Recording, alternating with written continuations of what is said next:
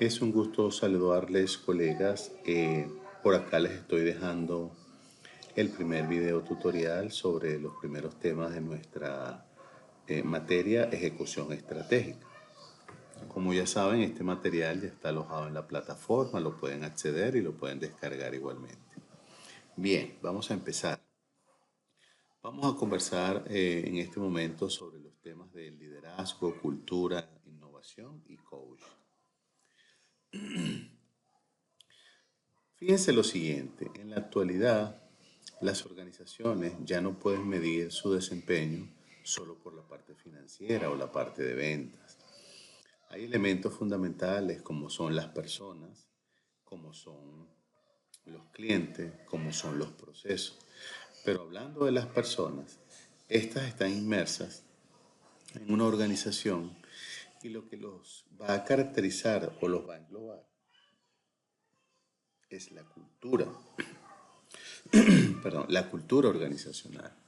Esa cultura no es más, ¿verdad?, que un fundamento en el que se evidencian las formas de pensar, actuar, rutinas, formas de trabajar, de pensar, costumbres, rituales, y esa cultura se hereda de los fundadores. Ahora, dentro de esa cultura necesitamos que haya un liderazgo, es decir, que hayan personas que por la convicción y por sus capacidades puedan impulsar a otros a trabajar en sinergia para lograr los objetivos fundamentales de la organización. Cuando hablamos de coaching, estamos hablando de un método que busca, a través de preguntas abiertas y cerradas, despertar en el cliente, en la persona que recibe el servicio, la concepción de que tiene habilidades intrínsecas que pueden ser ocultas o puede conocerlas, pero que esas habilidades le va a permitir comprender la situación que quiere manejar y lo va a empoderar para tomar decisiones. Entonces, cuando hablamos de cultura, hablamos de liderazgo, hablamos de coaching y pudiésemos hablar también de innovación, nos estamos refiriendo a la capacidad motivacional y actitudinal que tienen las personas que elaboran en la organización para sacar adelante los objetivos institucionales, ¿verdad? Entonces de eso vamos a hablar en esta primera sesión. Cuando hablamos de cultura, como dice acá, estamos hablando de los valores de la organización. ¿Qué son valores? Son variables que buscan regular el comportamiento de los trabajadores en la organización. Entonces, los principios son esas creencias, esos fundamentos, esas paradigmas que una persona ha adquirido desde pequeño, que lo enrumban por un camino correcto, un camino ético con moral alta, ¿verdad? Cuando hablamos de creencias, es precisamente esos valores que desde pequeño yo vengo cultivando y para mí son fundamentales y representan un arraigo de cómo yo considero que deben hacerse las cosas. Y las normas no son más que procedimientos, políticas, códigos de funcionamiento que están en las organizaciones y que nos ayudan a poder, digamos, sacar adelante, desempeñarnos de una manera adecuada en función de lo que quieren la organización. Los componentes básicos de una cultura pueden ser las normas, como ya lo hemos hablado, la estructura, llámelo organigrama, que puede ser de tipo poder, ejemplo, fundadores, empresas familiares que no manejan liderazgo, o empresas familiares o empresas diversas que cotizan en la bolsa, que son varios socios, etcétera, donde el liderazgo es fundamental para alcanzar la visión de la organización.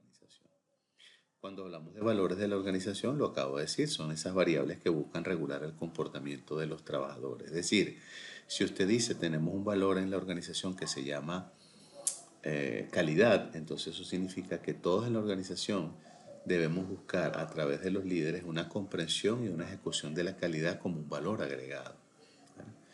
Las relaciones interpersonales entre los miembros de la plantilla también se hace fundamental por aquello de la sinergia, la cooperación, el trabajo en equipo, la comunicación, la escucha activa, el manejo de incidentes y conflictos, ¿verdad? Y esas relaciones de la plantilla también tienen que ir enfocadas tanto, digamos, en forma descendente como en forma ascendente y en forma transversal. ¿Por qué? Porque todos en la organización somos un ecosistema que interactuamos en función de nuestro rol, responsabilidad, competencias y por supuesto de acuerdo a las normas de la organización.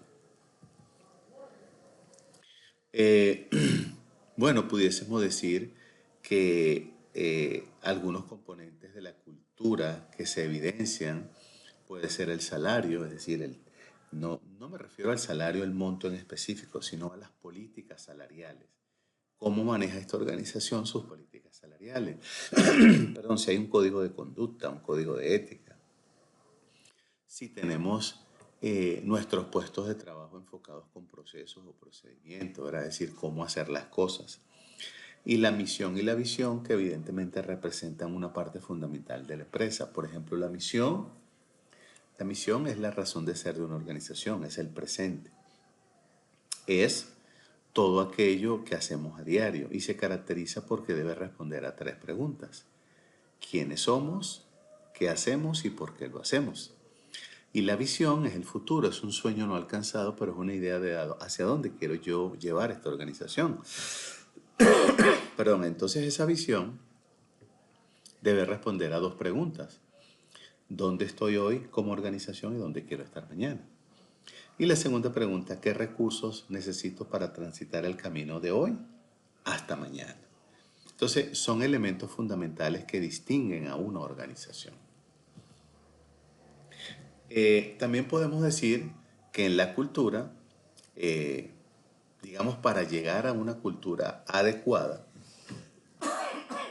me disculpan colegas, para llegar a una cultura adecuada, primero tenemos que tener claro cuáles son los valores, debemos tener claridad de identificar a aquellas personas que potencialmente o de manera más fácil se pueden adaptar a la organización. Invertir en la marca es, recuerden que nosotros como trabajadores somos una imagen de ella hacia los stakeholders, hacia las comunidades, hacia la sociedad.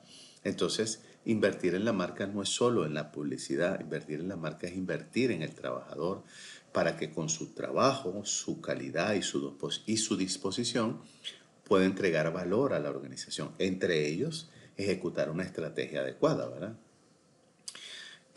Reforzar la marca es, recuérdense que constantemente puede ser que hayan personas que ingresen a la organización, entonces más allá del rol que van a desempeñar, el puesto, el cargo, también hay que instruirlos para que reconozcan que son embajadores de nuestra marca. Y finalmente medir la marca, es decir, determinar cómo somos vistos en el mercado, cómo somos vistos en el nicho donde nos desempeñamos. Eso es parte de la cultura. Ahora, cuando hablamos del liderazgo, entonces estamos hablando de algunos elementos funcionales, como por ejemplo que los líderes sean capaces de maximizar el trabajo a través del equipo, la cooperación o la sinergia, basado en una motivación, para que el empleado, el trabajador, pueda reconocer que se siente motivado, se siente persuadido de manera, digamos, estratégica, para que entonces la organización a través de su estructura pueda ir en pos de todo lo que es la visión y la misión de la organización.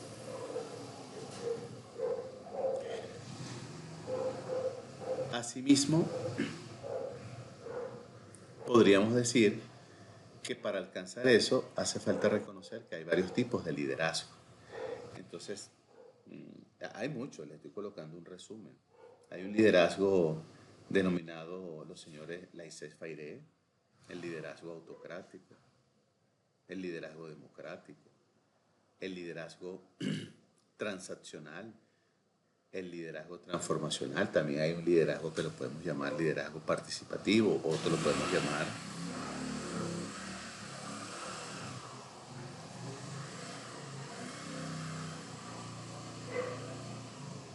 lo podemos llamar liderazgo facilitador. O sea, hay muchos, ¿verdad? Vamos a ir estudiando cada uno.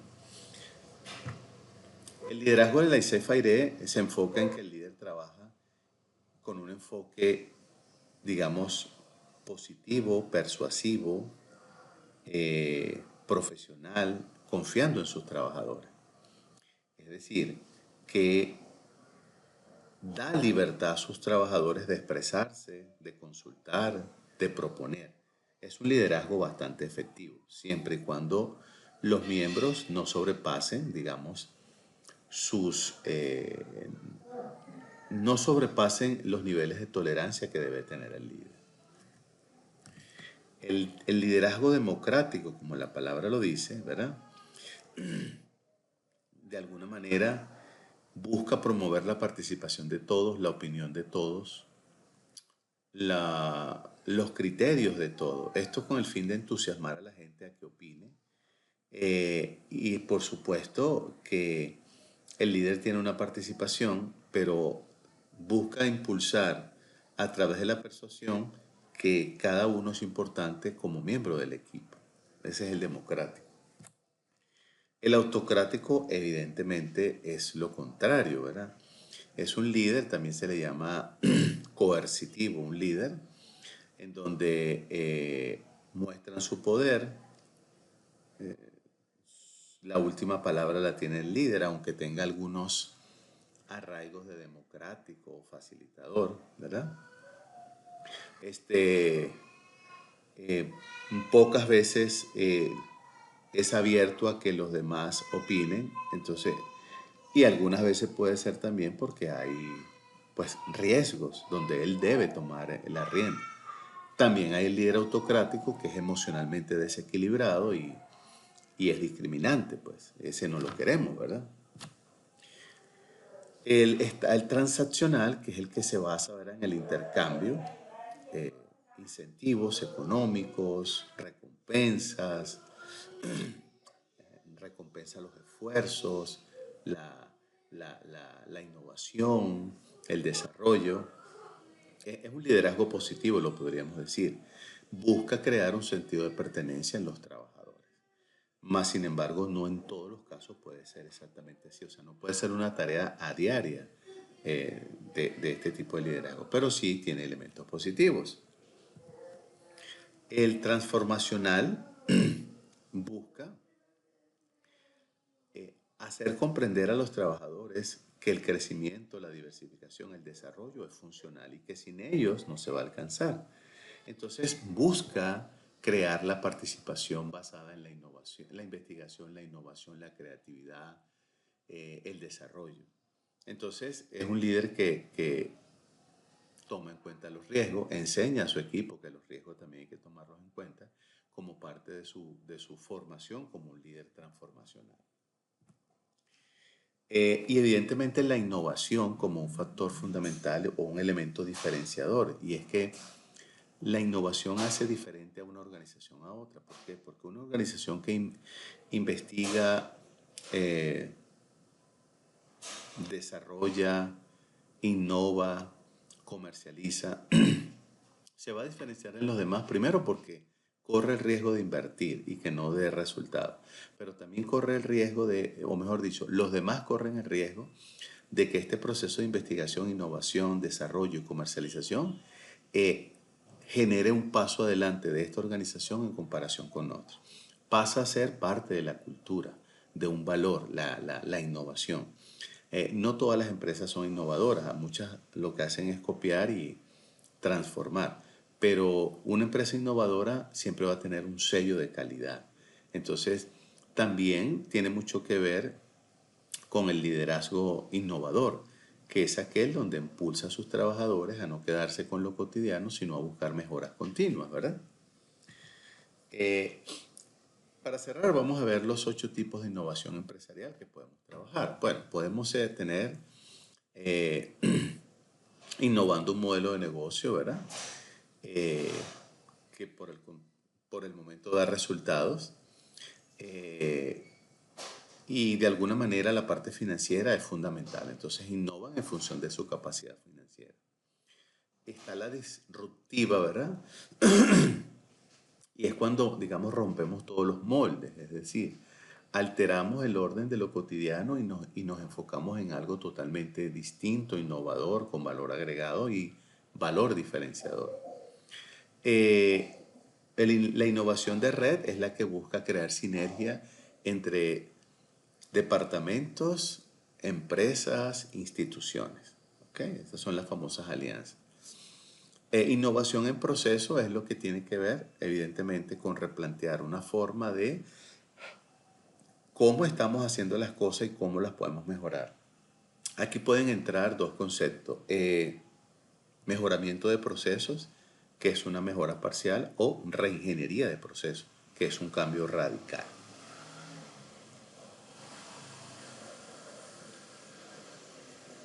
También podemos tener la innovación estructural u organizacional, en donde la organización se enfoca en generar un cambio en la cultura, en la estructura organizativa, por ejemplo, buscando una mejora, una maximización o una reducción de costos. Eso es un proceso innovador, ¿verdad? O que las estructuras sean más planas, más achatadas, más asequibles al resto de la organización hacia las plazas superiores. Está la innovación en el servicio, donde normalmente tiene que estar presente, y es donde buscamos generar un elemento diferenciador con mi competencia. Yo me quiero diferenciar de mi competencia, por lo tanto tengo que innovar en el servicio. La innovación en el servicio no necesariamente tiene que ser basada en herramientas digitales. Sí, ayuda mucho las herramientas digitales, pero yo puedo mejorar un proceso manual, puedo innovar en ese proceso manual y puedo, por supuesto, obtener un valor agregado. La innovación de productos, evidentemente, cuando nosotros somos los que manufacturamos o creamos productos, entonces nos enfocamos conociendo el mercado, las preferencias de nuestros potenciales compradores, mejorar el producto, innovándolo, dándole otros elementos que nos hagan no solamente distintos, diferentes, sino que también el mercado consumidor aprecie y valore nuestras innovaciones. Y como dice al final, ¿verdad? La innovación en productos es una estrategia muy común y muy útil en las organizaciones. Es decir, siempre buscando de darle al cliente más y algo distinto, con elementos de calidad. Entonces, esta lámina nos va a servir a nosotros para la próxima semana, cuando estemos trabajando ya los temas estratégicos. Porque las dos primeras semanas vamos a hablar sobre, en mayor profundidad, sobre la cultura, las personas, los procesos, los clientes. ¿Por qué? Porque yo tengo que conocer todo eso previo antes de ejecutar una estrategia, que es nuestra materia, ¿verdad? Ejecución estratégica.